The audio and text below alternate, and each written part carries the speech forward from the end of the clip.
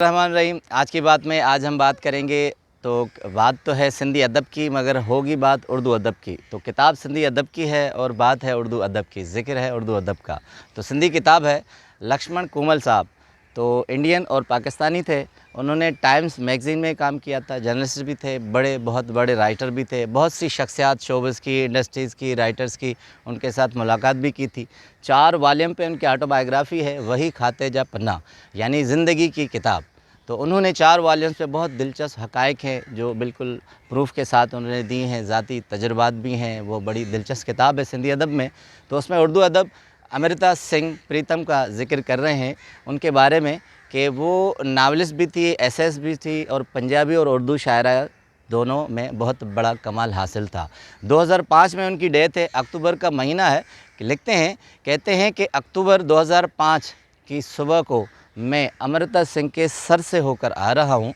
रात वो नींद में दुनिया से चली गई और ये दुनिया छोड़ गई।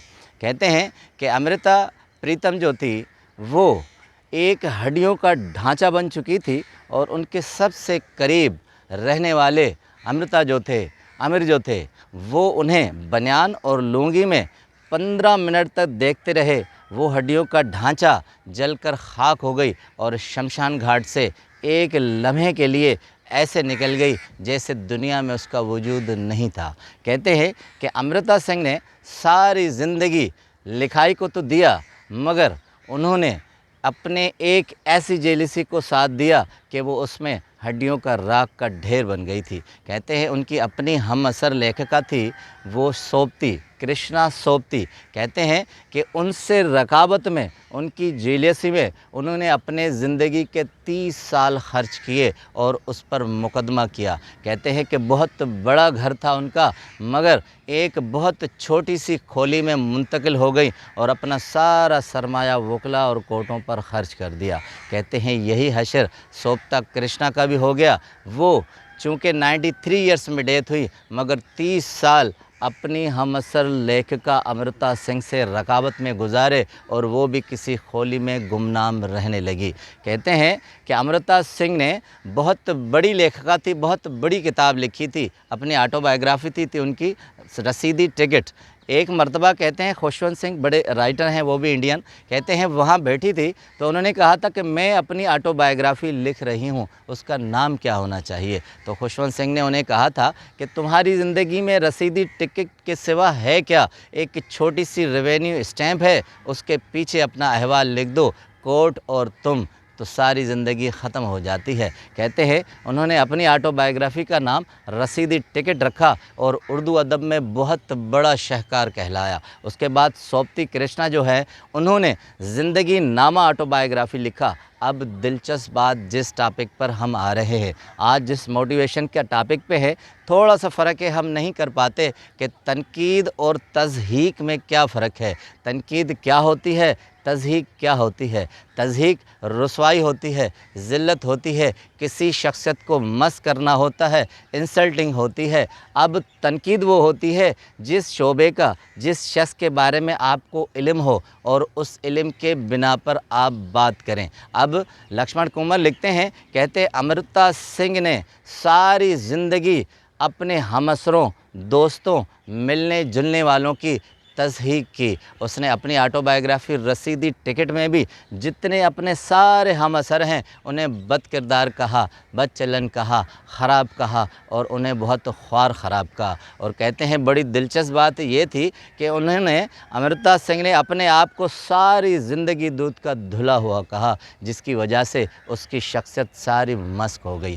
कहते हैं कि साहिर लुधियानवी से उनकी बहुत ज़्यादा उनसियत थी, इतना ज़्यादा मौशका था। कहते हैं कि साहिर लुधियानी उसके साथ इंसाफ न कर सके, मगर उन्होंने, अमृता सिंह ने अपने आप को उस पर फ़ना कर दिया। और लिखते हैं लक्ष्मण कूमल, कहते हैं एक मर्तबा उनके बेटे उनके पास आए थे, अमृता सिंह को कहा था कि मुझे अम्मा सच सच बताओ कि मैं सिंह का बेटा हूँ या साहिर लुधियानवी का। प्रीतम सिंह उनके वालिद थे। तो अमृता सिंह ने साफ साफ कह दिया था कि बेटे, तुम बेटे तो प्रीतम सिंह के हो, میں اس میں کہنے میں کوئی بھی حیا محسوس نہیں کرتی، اگر تم ساحر کے بیٹے ہوتے تو مجھے تم پر بہت زیادہ فخر ہوتا۔ کہتے ہیں کہ ساحر لدھیانوی نے اس نے اتنی وفا اس سے نہیں کی، اس کی وجہ یہ تھی کہ ایک نوابی خاندان تھی، سدھا تھا، ایک سدھا تھی اور وہ گلوکارہ تھی، وہ ان سے بھی تعلقات رکھ کے ان سے پیسے بٹورتے تھے اور امرتا سنگھ سے بھی اپنے محبت کا دعویٰ کرتے تھے۔ لکشمن کمل لکھتے ہیں کہ ساحر لدھیانوی اتنے ڈرپوک تھے کہ ساری زندگی جہاز میں کبھی بھی نہیں چڑھے تھے، انہوں نے جہاز کا سفر نہیں کیا تھا۔ روس سے ان کو ایوارڈ کا ایک انعام کا پیغام آیا تھا کہ آپ کو رشین ایوارڈ دیا جاتا ہے، مگر وہ ایوارڈ لینے بھی نہیں گئے، جہاز کریش ہو جائے گا اور میں مر جاؤں گا۔ کہتے تھے ساحر اتنے بزدل اور قائر تھے کہ وہ حقیقت کا سامنا کبھی بھی نہیں کرتے تھے۔ امرتا سنگھ کے بارے میں لکھتے ہیں کہ انہوں نے ساری زندگی اپنے آپ کو بڑھاوا دیا اور دوسروں کی تضحیق کی، اس وجہ سے کہتے ہیں 86 ایئر میں 2005 میں جب وہ ڈیتھ ہوئی تو صرف ایک مٹھی میں آنے والی ہڈیوں کا ایک ڈھانچہ بن گئی تھی،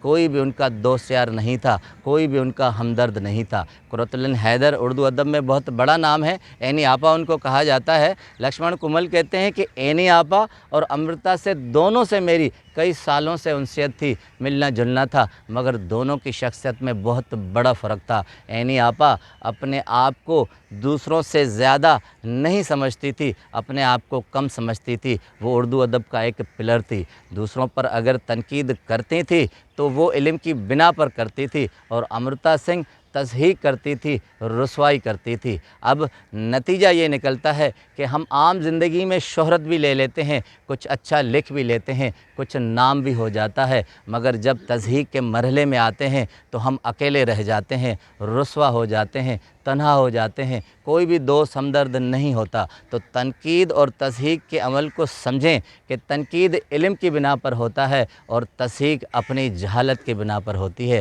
اشفاق صاحب کہتے ہیں کہ تنقید کے لیے علم کا ہونا ہی کافی ہے، اور تنقید کے علاوہ جو آپ کرتے ہیں وہ ساری جہالت ہوتی ہے، اس لیے ہمیشہ تنقید علم کے بنا پر کریں اور کسی کی تضحیق مت کریں، ورنہ حشر کیا ہوگا کہ سارے ہمارے دوست احباب ہم سے روٹھ جائیں گے اور ہم اکیلے ہو جائیں گے۔ آپ کا بہت بہت شکریہ۔